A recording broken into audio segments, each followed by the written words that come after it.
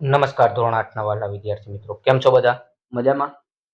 તમારા બધાનું તમારી પોતાની યુટ્યુબ ચેનલ ઓશિયન ઓફ નોલેજની અંદર હાર્દિક સ્વાગત છે. આજે આપણે તમારી જે અલંકાર પબ્લિકેશનની સ્વાધ્યાય પોથી આવે છે તેમના સામાજિક વિજ્ઞાન વિષયના એકમ નંબર 15 ભારતીય બંધારણનું સંપૂર્ણ સ્વાધ્યાય પોથીનું સોલ્યુશન આ વિડીયો લેક્ચરની અંદર જોવાના છીએ. વિડીયો સ્ટાર્ટ કરતા પહેલા વિડીયોના ડિસ્ક્રિપ્શન બોક્સની અંદર પ્લેલિસ્ટની લિંક આપેલી છે, ત્યાં જઈ અને તમે તમારી અન્ય વિષયોની સ્વાધ્યાય પોથીના સોલ્યુશન પણ મેળવી શકશો. તો ચાલો સ્ટાર્ટ કરીએ. પહેલું છે, નીચેના પ્રશ્નના જવાબ માટે યોગ્ય વિકલ્પ પસંદ કરી તેનો ક્રમ બોક્સમાં લખવાનો છે. એમાં પહેલું કીધું, દરેક દેશની સરકાર કોને અનુસરીને વહીવટ કરે છે? તો એમની અંદર આવશે બંધારણ. બીજું છે, બંધારણની ખરડા સમિતિ અધ્યક્ષ કોણ હતા? તો એમની અંદર આવશે ડો ભીમરાવ આંબેડકર. ત્રીજું છે, બંધારણના ઘડતર માટે બંધારણની કેટલી બેઠકો થઈ હતી? તો એમની અંદર આવશે 166. ચોથું છે, ભારતનું બંધારણ કયા દિવસથી અમલમાં આવ્યું? તો એમની અંદર આવશે 26મી જાન્યુઆરી 1950. પાંચમું છે, ચૂંટણીમાં ચૂંટાયેલા સભ્ય સામાન્ય રીતે કેટલા વર્ષ સુધી લોકોનું પ્રતિનિધિ કરે છે? તેમની અંદર આવશે 5 વર્ષ. છઠ્ઠું, બંધારણની કઈ વિશિષ્ટતાથી આપણો દેશ કઈ ધર્મ કે સંપ્રદાયની માન્યતા આધારે ચાલતો નથી? તો એમની અંદર આવશે બિન સાંપ્રદાયિકતા. સાતમું છે, લોકોના હાથમાં સત્તા હોવી એટલે કેવું રાષ્ટ્ર હોવું? તો એમની અંદર આવશે પ્રજાસત્તાક. આઠમું છે, આપણા બંધારણમાં કેવા પ્રકારની શાસન વ્યવસ્થાની જોગવાઈ કરેલી છે? તો એની અંદર આવશે સંઘીય. નવમું છે, ભાવનાનો રંગ શ્યામ છે, તેથી તેની સાથે કોઈ રમતું નથી. આ કિસ્સામાં ભાવનાને કયો મૂળભૂત હક મળતો નથી? તેમની અંદર આવશે સમાનતાનો. 10મું, 14 વર્ષથી નીચેના બાળકો પાસે મજૂરી કરાવવાથી તેનો કયો હક છીનવાય છે? તેમની અંદર આવશે શોષણ સામે વિરોધનો. 11મું, ડોક્ટર બાબા સાહેબ આંબેડકર કયા હકને બંધારણના આત્મા સમાન કહ્યો છે? તો બંધારણીય ઇલાજ. 12મું છે, નીચે આપેલી મૂળભૂત ફરજોમાં કઈ લાગુ પડતી નથી? તો જાહેર મિલકતને નુકસાન કરવાની. બીજું છે, યોગ્ય શબ્દ વડે ખાલી જગ્યા પૂરો. પહેલું, આપણા દેશનું બંધારણ વિશ્વમાં સૌથી મોટું લેખિત બંધારણ છે. બીજું, બંધારણમાં કુલ 389 સભ્યો છે. ત્રીજું, બંધારણના અધ્યક્ષ ખાલી જગ્યા હતા? તો ડોક્ટર રાજેન્દ્ર પ્રસાદ. ચોથું, બંધારણ સભાની પ્રથમ બેઠક ખાલી જગ્યાના રોજ મળી હતી? તો 9 ડિસેમ્બર 1946.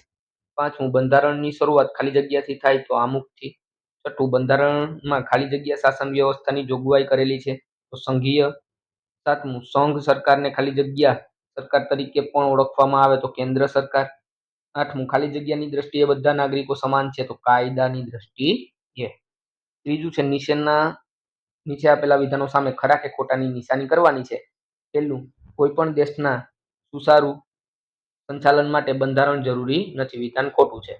બીજું, આપણા દેશના બંધારણમાં દુનિયાના જુદા જુદા દેશોના બંધારણના મહત્વના લક્ષણો સમાવેશ કરવામાં આવ્યા છે. આ વિધાન સાચું છે. ત્રીજું, ભારતે રાજાશાહી શાસન પદ્ધતિ અપનાવી છે. વિધાન ખોટું છે. લોકશાહી આવે. લોકશાહીમાં સામાન્ય રીતે દર 7 વર્ષે ચૂંટણી યોજાય છે. આ વિધાન પણ ખોટું છે. ત્યારબાદ પાંચમું, ભારત એક ધર્મનિરપેક્ષ અથવા બિન સાંપ્રદાયિક દેશ છે. વિધાન સાચું છે. છઠ્ઠું, આપણા દેશમાં રાષ્ટ્રના વડા રાજાશાહીની જેમ વંશપરંપરાગત બને છે. આ વિધાન ખોટું છે. સાતમું, હકો અને ફરજો એક સિક્કાની બે બાજુઓ જેવી છે. વિધાન સાચું છે. આઠમું, દરેક નાગરિકને સમગ્ર દેશમાં હરવા ફરવા અને વસવાટ કરવાની સ્વતંત્રતા આપવામાં આવી છે. વિધાન સાચું છે. અને નવમું, રાષ્ટ્રધ્વજ અને રાષ્ટ્રગીતને આદર કરવીની આપણી ફરજ નથી. વિધાન ખોટું છે. એ આપણી ફરજ છે. ચોથું, યોગ્ય જોડકા જોડવાના છે. પેલું, દેશના શાસન માટે ના નિયમોનો વ્યવસ્થિત સંગ્રહ, એટલે એમની અંદર આવશે બંધારણ. ભારતનું બંધારણ તૈયાર થયું ઓપ્શન ઈ 26 નવેમ્બર 1950. 49. ત્રીજું, ભારતના બંધારણનો અમલ. તો અમલ ક્યારે થયો? કે 26 જાન્યુઆરી 1950. ભારતના બંધારણની પ્રસ્તાવનાની અંદર આવશે આમુખ. અને પાંચમું, બંધારણની વિશિષ્ટતા. તો વિશિષ્ટતાની અંદર આવશે લોકશાહી. પાંચમું, મને ઓળખી મારા નામ લખવાના છે. હું દેશના શાસન માટેના નિયમોનો વ્યવસ્થિત સંગ્રહ છું. તો એમની અંદર આવશે બંધારણ. મને બંધારણના ઘડવૈયા તરીકે ઓળખવામાં આવે ડો. ભીમરાવ આંબેડકર. હું બંધારણ સભાનો અધ્યક્ષ હતો ડોક્ટર રાજેન્દ્ર પ્રસાદ. છઠ્ઠું છે, નીચેના પ્રશ્નના 1-2 વાક્યમાં જવાબ આપવાના છે. બંધારણનો અર્થ જણાવો. તો કોઈ પણ દેશનું શાસન ચલાવવા માટે ઘડવામાં આવેલ નિયમોના વ્યવસ્થિત સંગ્રહને દેશનું બંધારણ કહે છે. બીજું છે, બંધારણની રચના શા માટે કરવામાં આવી છે? તો આપણા દેશને આઝાદ થયા પછી દેશનું સંચાલન કરવા માટે ચોક્કસ માર્ગદર્શિકાની જરૂર હતી, તેથી બંધારણની રચના કરવામાં આવી. ત્રીજું છે, બંધારણ સભા કોને કહેવાય છે? તો કે બંધારણ ઘડવા માટે રચવામાં આવેલી સમિતિના સભ્ય દ્વારા મળતી સભાને બંધારણીય સભા કહેવાય છે. ચોથું, બંધારણના ઘડતરની સમિતિમાં કેવી કેવી વ્યવસ્થાઓ સમાવેશ કરવામાં આવ્યો હતો? તો બંધારણ ઘડતરની સમિતિમાં જુદી જુદી કોમ, ધર્મ, લિંગ, ભિન્ન ભૌગોલિક પ્રદેશોની વ્યક્તિઓનો સમાવેશ કરવામાં આવ્યો હતો. પાંચમું છે, બંધારણના ઘડવૈયા તરીકે કોને ઓળખવામાં આવે છે? તો બંધારણના ઘડવૈયા તરીકે ડોક્ટર ભીમરાવ આંબેડકરને ઓળખવામાં આવે છે.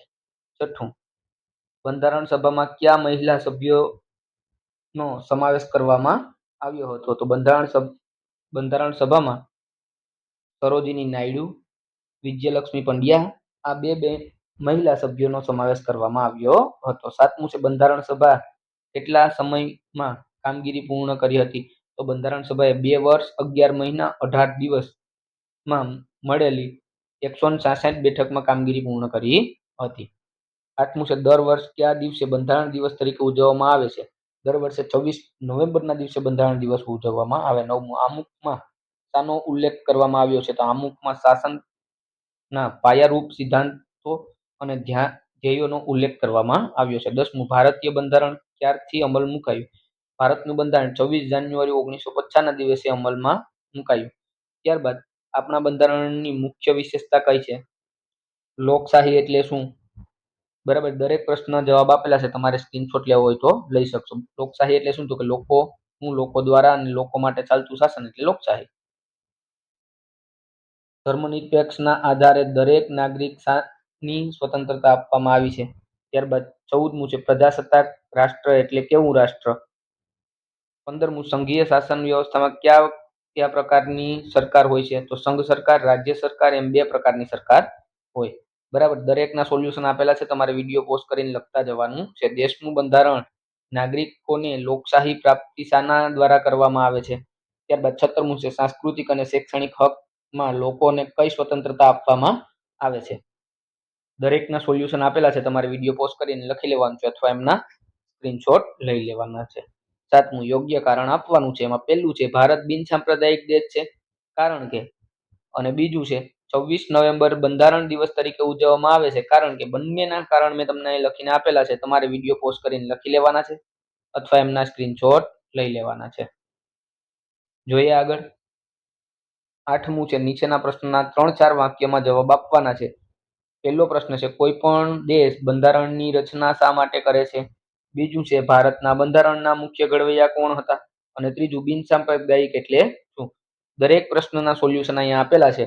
તમારે વિડીયો પોઝ કરીને તમારી સ્વાધ્યાય પોથીમાં લખી લેવાનું છે અથવા એમના સ્ક્રીનશોટ લઈ લેવાના છે.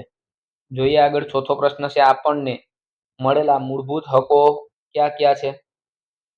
તો સમાનતાનો હક, સ્વતંત્રતાનો હક, શોષણ સામેનો વિરોધનો હક, ધાર્મિક સ્વતંત્રતાનો હક છે, સાંસ્કૃતિક અને શૈક્ષણિક હક છે અને બંધારણીય ઇલાજનો હક છે. આવી રીતના આ હકો અહીંયા લખીને આપેલા છે. તમારે લખી લેવાના છે. 9મું છે, નીચેના પ્રશ્નના મુદ્દાસર જવાબ લખવાના છે. એમાં પહેલો પ્રશ્ન છે, બંધારણની એક વિશિષ્ટતા તરીકે લોકશાહી સમજાવવાનું છે. એમનું સોલ્યુશન અહીં આપી દીધું છે. તમારે તમારી સ્વાધ્યાય પોથીની અંદર લખી લેવાનું છે અથવા સ્ક્રીનશોટ લઈ લેવાનો છે. બીજું છે, બંધારણની મુખ્ય વિશેષતા જણાવો. અને ત્રીજું છે, કોઈ પણ 2 મૂળભૂત હકો વિશે જણાવો. બરાબર, બંનેનું સોલ્યુશન અહીં આપી દીધું છે. તમારે વિડીયો પોઝ કરીને લખી લેવાનું છે અથવા એમના સ્ક્રીનશોટ લઈ લેવાના છે.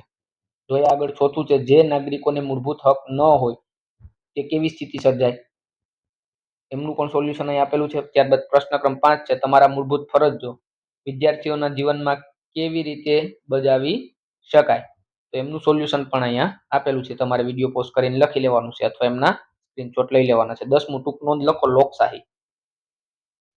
બીજું છે સંઘરાજ્ય. બરાબર, બંને ટૂંક નોંધ અહીંયા લખીને આપેલી છે. તમારે વિડીયો પોઝ કરીને લખી લેવાની છે અથવા એમના સ્ક્રીનશોટ લઈ લેવાના છે. ત્રીજું છે કોઈ 4 મૂળભૂત ફરજો જણાવવાની છે. બરાબર, તો અહીંયા તમને ફરજો જણાવીને આપેલી છે, તમારે તમારી સ્વાધ્યાય પોથીની અંદર લખી લેવાનું છે. 11મું છે પારિભાષિક શબ્દની સમજૂતી આપવાની છે. બરાબર, પેલું કીધું બંધારણ, બીજું લોકશાહી અને ત્રીજું પ્રજાસત્તાક. દરેક વિષય અહીંયા લખીને આપેલું છે, તમારે તમારી બુકની અંદર લખી લેવાનું છે. ત્યારબાદ પ્રોજેક્ટ વર્ક છે. આ દરેકની નીચે એના નામ લખવાના છે, મેં તમને લખીને આપેલા છે. બરાબર, તમારે આવી રીતના તમારી સ્વાધ્યાય પોથીની અંદર લખી લેવાના છે. અહીંયા તમારું સ્વાધ્યાય પોથીનું સોલ્યુશન પૂર્ણ થાય છે. જો તમને વિડીયો પસંદ આવે તો વિડીયોને લાઈક કરો, તમારા વિદ્યાર્થી મિત્રો સુધી શેર કરો અને અમારી ચેનલને સબસ્ક્રાઇબ કરો, જેથી તમને આવા જ ઇન્ફોર્મેટિવ વિડીયો મળતા રહે.